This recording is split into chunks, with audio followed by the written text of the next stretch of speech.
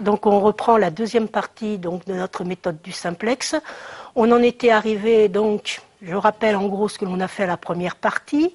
Et du point de vue pratique, n'oubliez pas, la méthode du simplex est là pour résoudre des problèmes que l'on ne pourrait pas faire de manière graphique, c'est-à-dire avec plus de 2 variables principales.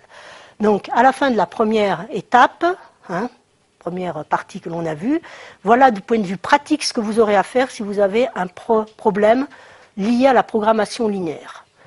Toujours pareil, vous avez votre énoncé concret. Vous le traduisez en forme canonique. Et effectivement, si vous avez plus de 3 variables principales, vous savez que la méthode graphique n'est plus possible. Donc, on va passer par la méthode du simplex. Et donc, regardez du point de vue pratique, tout ce que j'ai dit un peu, c'était pour vous montrer d'où ça sortait, mais vous aurez énoncé, forme canonique, tout de suite. Forme standard, vous introduisez autant de variables d'écart que de contraintes qui rentreront en jeu dans l'exercice, dans l'énoncé. Vous changez donc vos inégalités en égalité, et tout de suite, si c'est bien un problème de maximisation avec au départ que des contraintes inférieures ou égales, tout de suite vous mettez en place notre fameux premier tableau du simplex. D'accord ? Avec toutes les variables principales que l'on mettra en situation de variable hors base, c'est-à-dire à 0, et les variables d'écart en situation de variables dites bases. Donc on en est là. Donc première itération du simplex, donc vous allez voir. On va faire la première itération du simplex, donc en faisant cette première itération, je vais vous expliquer les différentes étapes, d'où ça sort à peu près, mais pareil, on va mettre après ce que j'appelle moi les règles de cuisine, c'est-à-dire des trucs pratiques de résolution. Et vous verrez quand il y a besoin d'une deuxième itération, quand on fera la deuxième itération, et bien là on n'appliquera que les règles pratiques, on oubliera tout ce que je vous aurai expliqué entre-temps. Parce que je considère quand même que si je vous donne directement toutes les règles de cuisine, ben vous allez dire d'où ça sort. Et je pense que si vous avez compris un peu d'où ça sortait, ben vous allez pouvoir les mettre en place plus facilement. Et puis bien évidemment, on va arriver à notre solution. On aura une solution finale que j'appellerai théorique. Bien évidemment, ça ne suffira pas. Donc, il faudra reprendre notre énoncé concret et voir effectivement les valeurs obtenues, comment on les interprète du point de vue concret. D'où recherche du premier sommet à explorer. Donc, on est parti du sommet origine. Donc, regardez, but d'une itération. On va aller explorer un nouveau sommet. Donc, qu'est-ce qu'il faut ? Alors maintenant, on sait, toujours pour notre exemple, ce sommet, il va avoir 6 coordonnées, mais obligatoirement, qu'est-ce qu'on a dit ? Parmi ces 6 coordonnées, il y en a 2 qui prennent la valeur 0, les fameuses variables hors base. Et un sommet de cet exemple va effectivement distinguer d'un autre, et bien il ne va pas avoir les 2 mêmes variables hors base. Donc il va falloir déterminer le fameux couple de variables hors base, c'est-à-dire les nouvelles variables qui vont prendre la valeur 0 pour le deuxième sommet. Quand on aura ça, calculer les valeurs des autres variables, qui elles prendront des valeurs différentes de 0, ça sera les nouvelles variables dites en base pour le sommet considéré. On calculera la valeur de la fonction économique, voilà l'idée d'une itération. Et puis après, il faudra se poser la question, ça y est, je connais tout sur ce nouveau sommet, est-ce que ce sommet est le maximum recherché ou non ? Si je trouve, donc il faudra que je mette en place ce que l'on appelle un critère d'arrêt des itérations.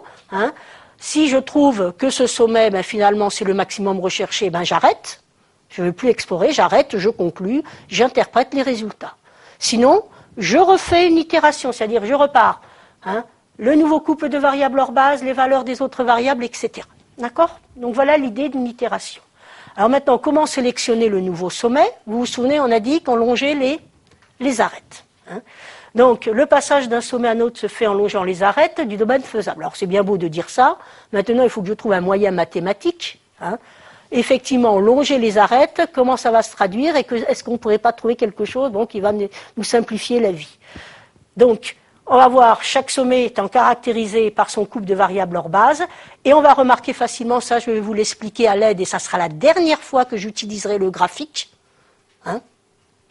Comment effectivement, pourquoi le fait de passer d'un sommet en longeant les arêtes revient à faire une permutation entre une des variables hors base et une des variables bases du sommet de départ pour trouver les 2 nouvelles variables hors base du nouveau sommet à explorer. Alors regardez, Voilà l'explication et ça sera la dernière fois qu'il y aura le graphique. Donc voilà notre graphique. Vous êtes d'accord? On est là. Sommet 0. Qu'est-ce qu'on a dit pour ce sommet 0? C'est x et y qui sont à 0 parce qu'effectivement l'origine est sur l'axe des abscisses et l'axe des ordonnées. Il sature les deux contraintes. Variables bases, les variables principales en situation de variables hors base. Et regardez, donc nous on sait, vous allez voir pourquoi on va avoir deux itérations. Nous on sait que c'est le sommet D qui est solution, parce qu'on a fait nous notre résolution graphique. Ça on ne le saura pas quand on aura 3 variables, 4 variables principales, etc. Alors bien évidemment, n'ayant aucune idée, toujours pareil dans la même idée, là on a le graphique, mais ne sachant pas combien il y a de sommets, comment ils sont positionnés les uns par rapport aux autres, il est bien évident que d'un seul coup je ne vais pas aller du sommet 0 au sommet D. Donc on sait que notre domaine faisable, il est délimité par des arêtes avec des sommets. Et donc on a dit on va longer les arêtes. Donc qu'est-ce que ça veut dire? Que la première itération, regardez, longer les arêtes là sur ma surface, ça veut dire ou bien je vais explorer le E, c'est-à-dire je longe cette arête-là, ou bien je vais aller explorer le sommet A et je longe l'arête ici. D'accord? Alors regardez maintenant. Si je passe de 0, si je vais explorer E, vous verrez c'est E qu'on va aller explorer en premier lieu, mais j'ai deux possibilités au départ. Si je vais de 0 à E, regardez qu'est-ce qui se passe. Le fait de longer cette arête-là, c'est-à-dire le point E, on reste sur quoi? Sur l'axe des abscisses. Donc qu'est-ce que ça veut dire? Que Y reste à 0. On reste sur la même contrainte qui est saturée. Donc regardez, Y ne va pas changer de statut. Mais le fait de se déplacer comme ça veut dire le point E n'est plus sur l'axe des ordonnées. Donc ça veut dire qu'en longeant cette arête, j'ai désaturé cette contrainte-là. Et donc ma variable x, elle passe de la valeur 0 ici à une valeur positive.